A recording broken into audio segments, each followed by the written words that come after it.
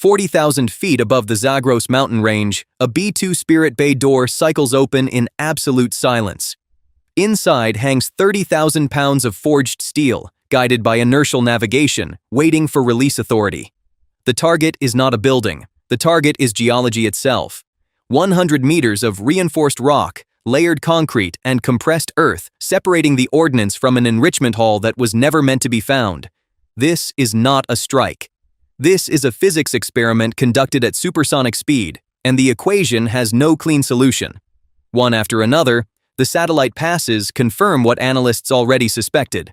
The mountain is still being excavated. Deeper, always deeper. A trillion-dollar Air Force, a stealth bomber invisible to radar, and a payload the weight of 3 school buses become mathematically irrelevant when the adversary simply drills 20 meters further into the bedrock. The Massive Ordnance Penetrator. Designation GBU-57, A/B. 30,100 pounds total mass. Length 20.5 feet. Diameter 31.5 inches. Of that total weight, only 5,300 pounds are explosive filler. The remaining mass, nearly 25,000 pounds, is hardened Eglin steel, a proprietary alloy developed at the Air Force Research Laboratory specifically to survive what comes next. The casing is not a shell. The casing is the weapon. Kinetic energy, not chemical detonation, performs the primary work. The explosive is secondary, reserved for the final act, deep beneath the surface where conventional munitions cannot reach. Inside Whiteman Air Force Base, the loading crew begins the procedure 9 hours before takeoff. The munition is wheeled from the climate-controlled storage bunker on a reinforced MHU-197 trailer. 8 personnel work the shackles. Torque wrenches click against certified values.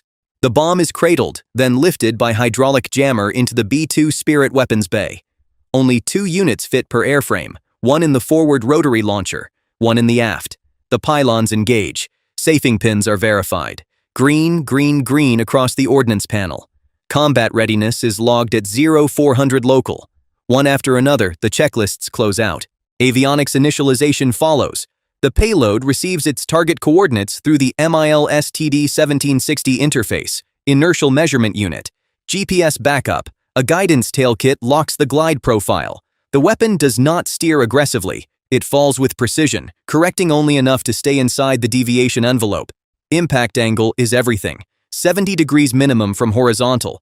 Anything shallower and the penetrator skips, ricochets off the substrate, and defeats itself.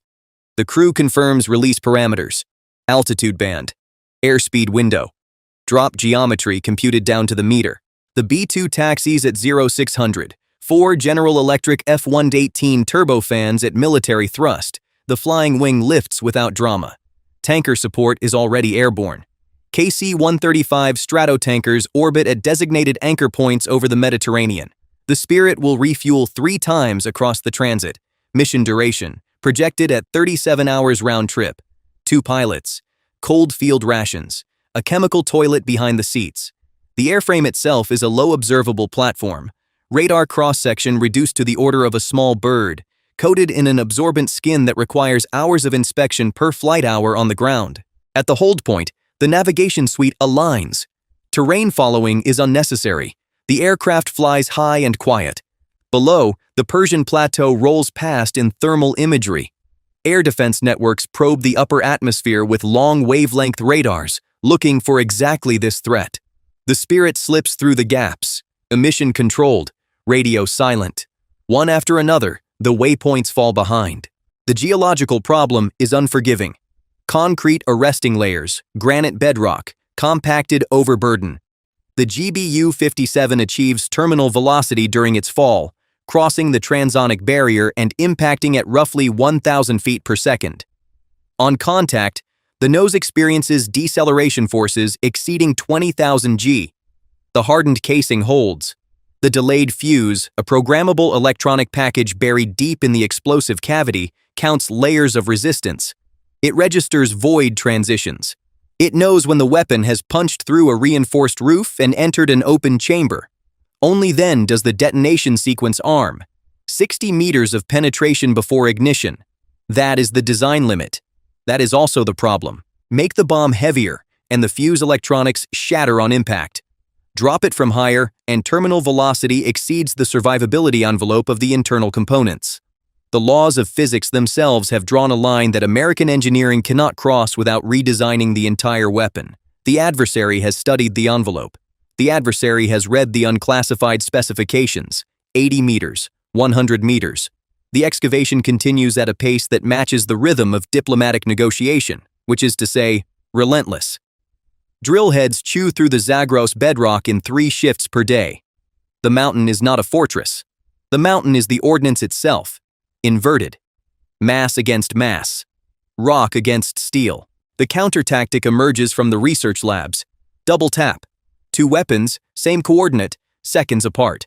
The first GBU-57 carves the initial shaft, expending its kinetic budget in the outer crust.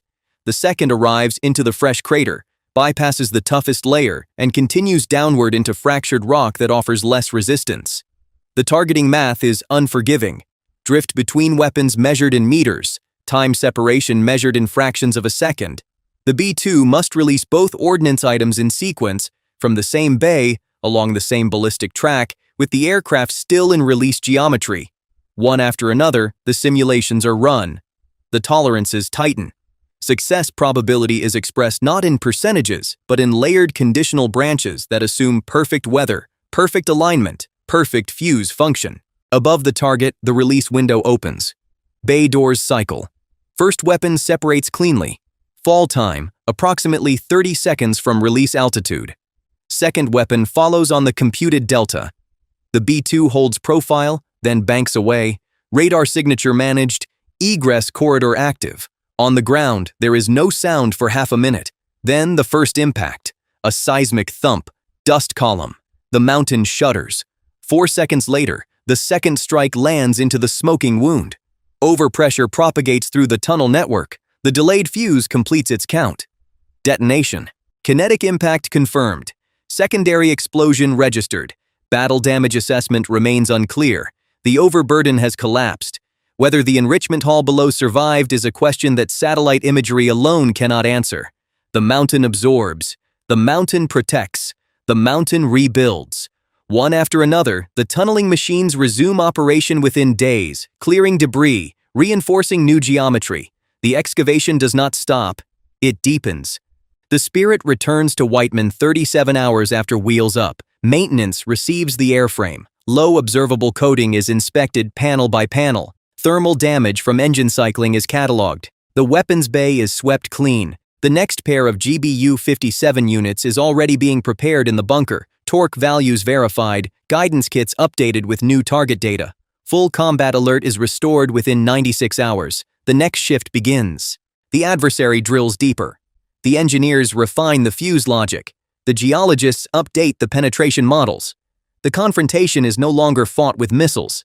It is fought against the crust of the planet itself, against gravity, against the unnegotiable physics of dense rock. The weapon that costs millions of dollars to build, to transport, to deliver across hemispheres, is answered by something free. Darkness. Silence. 100 meters of ordinary granite. One after another, the shifts change. The mountain grows. The payload waits. The machine does not stop.